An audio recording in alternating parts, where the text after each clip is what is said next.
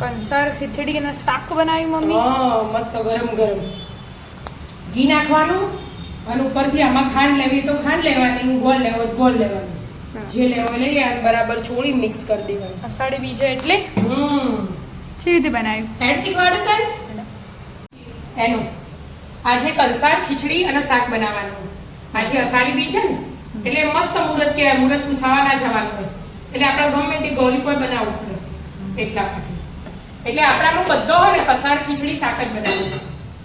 આપણે તો હલવો બનાવે તો સવારે એ ભગવાનને ધરાય તો આ આપણા માટે. અમે ભગવાનને ના ધરાવો તો એ ચાલો.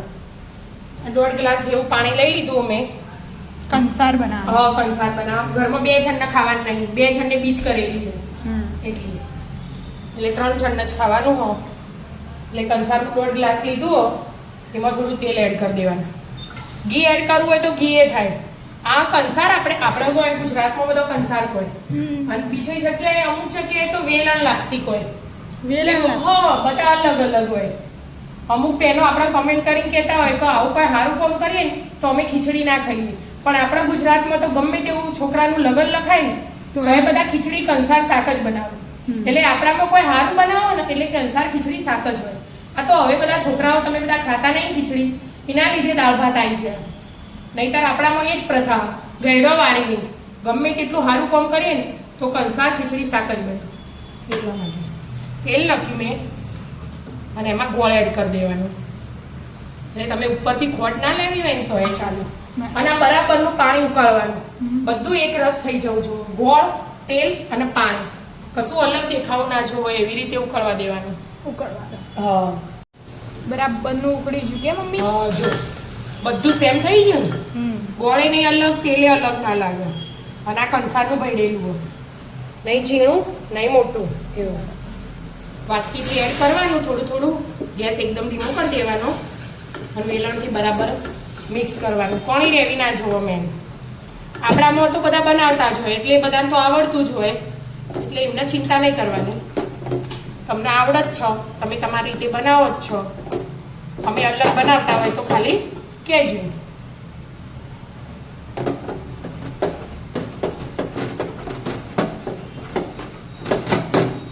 બરાબર મિક્સ કરવાનું.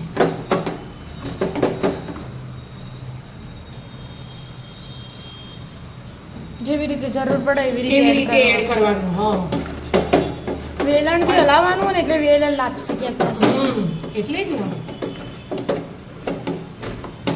બધા ઘીમાં બનાવતા હોય. જેમાં બનાવી હોય ને એમાં બનાવતો. જો હાલ આવું લાગે ને એનું આમાં આખું ચેન્જ થઈ જશે. આવું કોટનનું ભીનું કપડું લઈ લેવાનું અને એના બરાબર દબાઈ દેવાનું.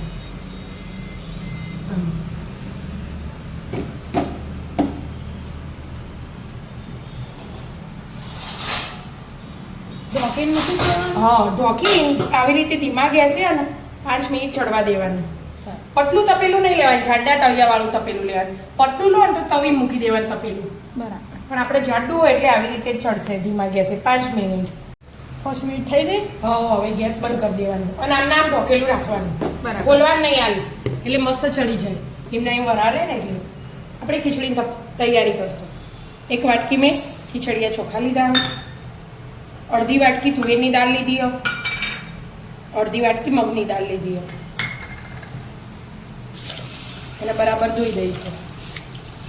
ધોઈ દીધી? હા. 1 વાટકી ભાત ને 2 અડધી વાટકી દાળ થઈ ને એટલે આપણે આ 1 વાટકી, આ 2 વાટકી,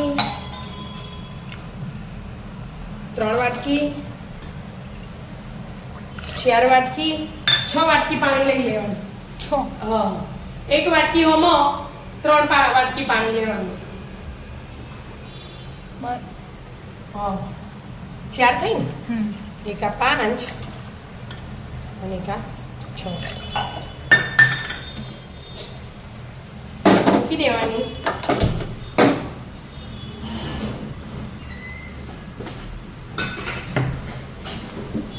મીઠું એડ કરી દેવાનું. આમ જોઈએ ને એનું તો આપણે માપ જ હોય. આમ કરી અને આમ 2 ઓગળ આવે એક્શન. બરાબર. આપણે મોટો અવસર કરતા હોય ને બધા આશરે રેડ દો, કોમ આપવા ના બે એટલા માટે. અને આ મીઠું એડ કરી દીધું મેં અને હવે હળદર એડ કરી દેવાનું. બીજું કંઈ નાખવાની જરૂર નહીં. તો આપણે આ સાદી ખીચડી બનાવવાની હળદર મીઠાવાળી.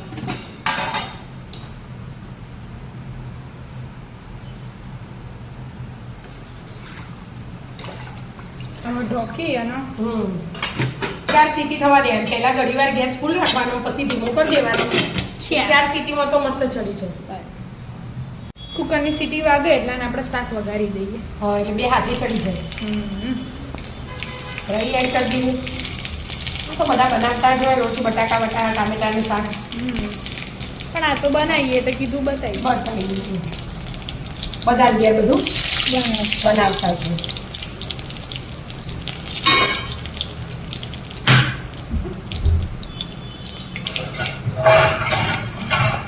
બટાકા તરત ઢોકી દેવું પડે કે એકદમ બધા ઉછળી બહાર જતા રહે. જો એ ફૂટું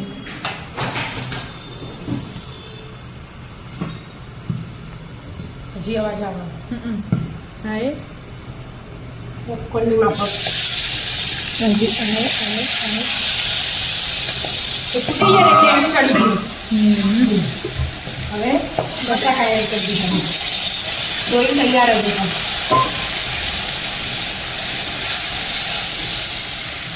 હવે મસાલા એડ કરી દીધો.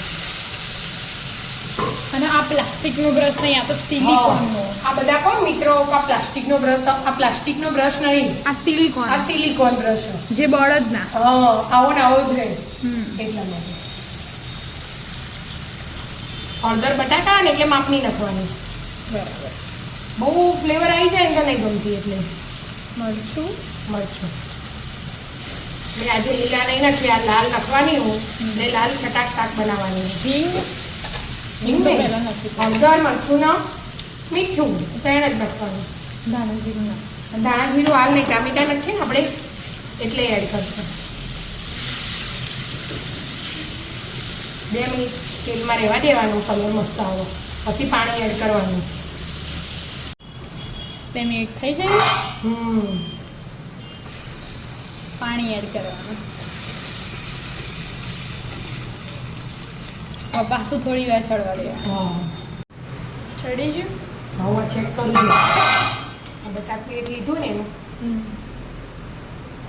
ચડી ગયું એટલે ટામેટા નાખવાના. નહીં તો ખટાશથી જલ્દી ચડે ના. બસ એવું. અત્યારે થોડી વાર ટામેટા ચડવા દેવાના. હા, હવે ધાણા જીરું એડ કરી દેવાનું. અને ગોળ એડ કરવો હોય ને કરવાનો, ના કરવો હોય ને કાંઈ નહીં. બટાકા શાકમાં થોડું ધાણા જીરું વધારે હોય ને તો જાડો મસ્ત થાય. બરાબર. બસ આવી રીતે ચડવા દેવાનું પાછું થોડું. આને 2 સીટી થઈ જઈએ, 2 સીટી બાકી. બરાબર. ચડી ગયું. હવે બેટા જો રસો જાડો થઈ ગયો ને મસ્ત. હવે દાણા એડ કરી દેવાના. શાક બની છે. શાક બનીને થઈ જાય. ખીચડી ખીચડી થઈ જઈએ છે. બરાબર. બહાર કાઢ દો હવા પછી ખોલી. ખીચડી, શાક અને કંસાર. શાક. કંસાર એવો મસ્ત વેલણથી આમાં મલાઈ દેવાનો એટલે છૂટો થઈ જાય. આવી રીતે જો કંસારી બની ગયો. ઘી, ખાંડ નાખો, ગોળ નાખો, જે ખાવું એ એડ કરી દેવાનું. અને ફેણી ખીચડી મસ્ત કંસાર ને શાક ખાવા આવી જાઓ મિત્રો. અષાઢી બીજ સ્પેશિયલ ખાવાનું. મિત્રો અમારા વિડીયો ગમતા હોય તો લાઈક, શેર અને સબસ્ક્રાઈબ કરજો. રાધે રાધે.